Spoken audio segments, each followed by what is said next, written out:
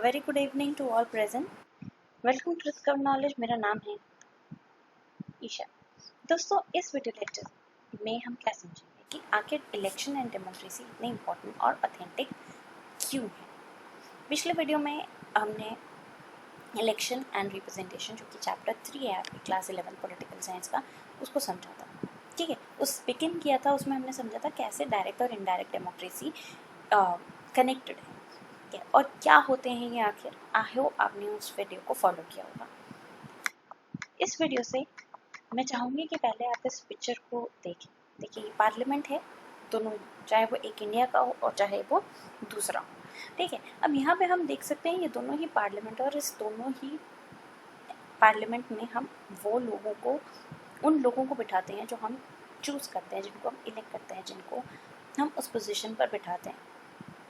क्यों बिठाते हैं, क्यों बनाते हैं, क्यों चूज़ करते हैं? क्यों? क्योंकि हमने उन्हें हमारी गवर्नमेंट बनाया है, और गवर्नमेंट क्यों ज़रूरी है ये हम पिछले चैप्टर में समझ चुके हैं, है ना।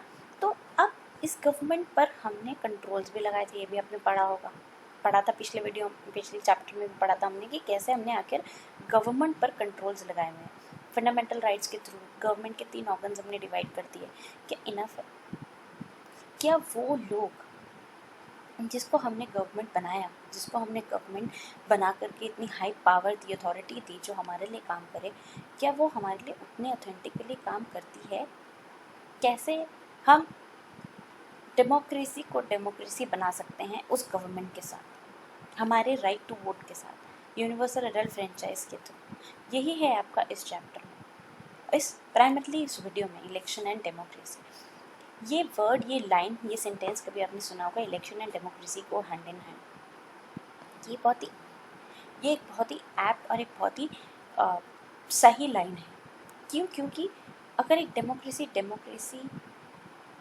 है तो वो इसलिए है क्योंकि इलेक्शन है। वो इसलिए क्योंकि हर 5 साल बाद इलेक्शन होते हैं। स्पेशली एक कंट्री जैसे इंडिया, उसमें अगर हम बात करें, यहाँ पे आप देखोगे elections form the basis of the largest democracy, that is India. उसका बेस है, अगर वो बेस ही हिल जाएगा तो फिर डेमोक्रेसी को डिक्टेटरशिप में बदलते या किसी और फॉर्म ऑफ गवर्नमेंट में बदलते हुए टाइम नहीं लगने वाला। आज आपको मैं पावर पर बिठा दूँ और दे दूँ अनलिमिटेड पावर्स, ये कह दूँ कि आपके ऊपर कोई चेक रखने वाला नहीं है, आप ही हो करता धरता, आप ही राजा हो, आप ही महाराजा हो, आप ही किंग हो, आप ही को सब कुछ करना है, और आपसे कोई सवाल भी नहीं पूछेगा, आपसे कोई क्वेश्चन भी नहीं करेगा, तो आप क्या अपने पावर का मिसयूज़ नहीं करोगे? बिल्कुल करोगे। आप अपने लिए काम करोगे, आप अपने लिए, अपनी कंट्री के लिए काम करोगे, लेकिन उसके साथ साथ इस चीज़ का मिसयूज़ भी बहुत होगा, होगा कि नहीं होगा? तो कैसे होगा कि आपने वो लोगों के लिए पॉलिसीज़ नहीं बनाई जो आपको बनानी चाहिए थी, वो काम नहीं किया जो आपको करना चाहिए था। तो ऐसे में लोगों का आपके प्रति इंटरेस्ट क्यों रहे, या आपके प्रति एक कनेक्शन क्यों रहे साथ ही साथ में? क्यों? तभी रहेगा जब आप उनके लिए काम करोगे, और यही डेमोक्रेसी का एक बहुत बड़ा मेजर रोल है, और यही इसीलिए इलेक्शंस का भी बहुत मेजर रोल है। क्यों? क्योंकि democracy is connected with people, और इलेक्शंस भी लोगों से जुड़े हुए हैं, लोगों के लिए होते हैं, लोगों द्वारा होते हैं, और अगर यही इलेक्शन ना हो तो डेमोक्रेसी नहीं रही। देखो कैसे, क्योंकि ये ही इलेक्शंस के थ्रू हम लोगों को ओपिनियन रखने का मौका देते हैं, अपनी वॉइस रखने का मौका देते हैं, उन लोगों को चूज़ करने का मौका देते हैं जिनकी आइडियोलॉजी से वो मैच करते हैं। आज मैं एक्स पार्टी की आइडियोलॉजी से मैच करती हूँ तो मैं उसको चूज़ करूँगी। हर 5 साल बाद मैं चाहूँगी कि वही गवर्नमेंट काम करे, है ना। लेकिन अगर वो मेरी आइडियोलॉजी ज़रूरी नहीं है सही हो, या आपकी आइडियोलॉजी अलग हो सकती है, तो वो आइडियोलॉजीज़ आप पुट इन कर सकते हो। ऐसा नहीं है कि अगर आपने एक ही आइडियोलॉजी के साथ, हमने अगर सपोजिंगली हम इंडियन नेशनल कांग्रेस के साथ यार चलते रहते इतने सालों से हम चलते ही आ रहे हैं, ये तो अब 10 साल पहले हम लोगों ने जाकर के अपनी गवर्नमेंट को चेंज किया है, तो क्या हम उस आइडियोलॉजी से पक नहीं गए थे? तब हमारी आइडियोलॉजी, जब इंडियन नेशनल कांग्रेस को हमने बिठाया, गवर्नमेंट बनाया, उसको इतनी पावर्स दी, तब उनकी आइडियोलॉजीज़ हमारी आइडियोलॉजी से मैच करती थी। लेकिन आज अगर वो नहीं करती हैं तो हमारे पास हम क्या करेंगे ऐसे सिचुएशन में? अगर इलेक्शंस ना हो, अगर हमारे पास राइट टू वोट ना हो, अगर हमारे पास यूनिवर्सल सफरेज ना हो, तो हम ऐसी सिचुएशन में क्या करेंगे? It's as good as China, it's as good as North Korea. वही इंडियन नेशनल कांग्रेस जिसको अनलिमिटेड पावर्स दी गई हैं, जिसको चेंज नहीं किया जा सकता। गवर्नमेंट लोगों के लिए होती है, लेकिन लोग ही उस गवर्नमेंट से परेशान है। करप्शन के चार्जेस उस गवर्नमेंट पे लगे हुए हैं, लेकिन फिर भी हमारे पास कुछ करने का अधिकार नहीं है, हम कुछ कर नहीं सकते उससे रिलेटेड। तो ऐसी सिचुएशन में क्या होगा? डेमोक्रेसी रहेगी? बिल्कुल नहीं रहेगी। वो डेमोक्रेसी जो कि लोगों के लिए होती है, तो वो उनका बेनिफिट नहीं करेगी। तो इसी के चलते अगर हम इंडियन नेशनल कांग्रेस को आज तक चला के रखते तो क्या हमारा उतना बेनिफिट होता जो आज हमारी कंट्री का है? नहीं, राइट। तो कैसे, क्यों हो पाया ये? क्योंकि हमारे पास इलेक्शंस थे और हमारी उसी के चलते आज भी हमारी डेमोक्रेसी है। ठीक है, देखो, ये not a new concept in India. ये इंडिया में कोई नया कॉन्सेप्ट नहीं है, ये बहुत पहले से है, ये एंशिएंट टाइम से है। इनफैक्ट ब्रिटिशर्स की ड्यूरेशन में भी थी। देखो, इंपॉर्टेंस ऑफ इलेक्शंस की अगर हम बात करें तो हम कह सकते हैं कि हम इलेक्शंस इसलिए हमारे लिए इम्पॉर्टेंट है क्योंकि हम अपने लीडर्स को चूज़ करते हैं। हम इसलिए साथ ही साथ में चूज़ तो करते हैं, किसी को बना के बिठा देते हो आप 5 साल के लिए, लेकिन उसको 5 साल बाद हटा भी तो सकते हो, अपने लीडर्स को चेंज भी तो कर सकते हो। Unlike north Korea, unlike China, जहाँ पे एक ही पार्टी है, एक ही इंडिविजुअल है, आपको पता है वही रहेगा। ऐसी सिचुएशंस में लोगों का अपने पॉलिटिक्स के प्रति, अपने कंट्री के प्रति, अपने लीडर्स के प्रति कोई इंटरेस्ट नहीं रहता। उन्हें लगता है मेरा ओपिनियन मैटर ही नहीं करता। क्यों? क्योंकि पता है एक ही इंसान ने चलानी है कंट्री, राइट।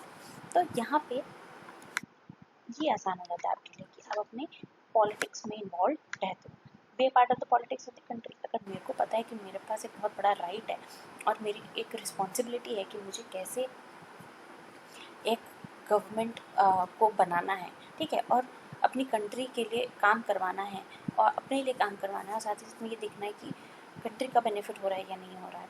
तो ऐसी सिचुएशन में आप अपनी चाहे 5 साल, फुल 5 ईयर्स नहीं, बट एटलीस्ट 3.5 ईयर्स बाद, 4 ईयर्स बाद तो अपनी गवर्नमेंट के पॉलिटिक्स में या कंट्री के पॉलिटिक्स में कुछ तो इनिशिएटिव लोगे, कुछ तो इंटरेस्ट लोगे। अनलाइक अदर कंट्रीज़ जहाँ पे इन्वॉल्व ही नहीं होते हैं लोग, तो यहाँ पे भी आप अपनी पार्टी, अपनी कंट्री के प्रति इन्वॉल्वमेंट रख सकते हो इलेक्शंस के थ्रू, क्योंकि आपको पता है कि आपके ऊपर एक बहुत बड़ी रिस्पॉन्सिबिलिटी है और उसी के चलते डेमोक्रेसी आज डेमोक्रेसी है, ठीक है। और यहाँ पे एक बहुत बड़ा बेनिफिट है इंडिया के लिए, जो आज भी में लार्जेस्ट डेमोक्रेसी है और इलेक्शंस उसका बेस बनते हैं, वो इसलिए है क्योंकि मल्टी पार्टी सिस्टम। देखो, अगर हम एक मैं एग्जांपल बताती हूँ आपको।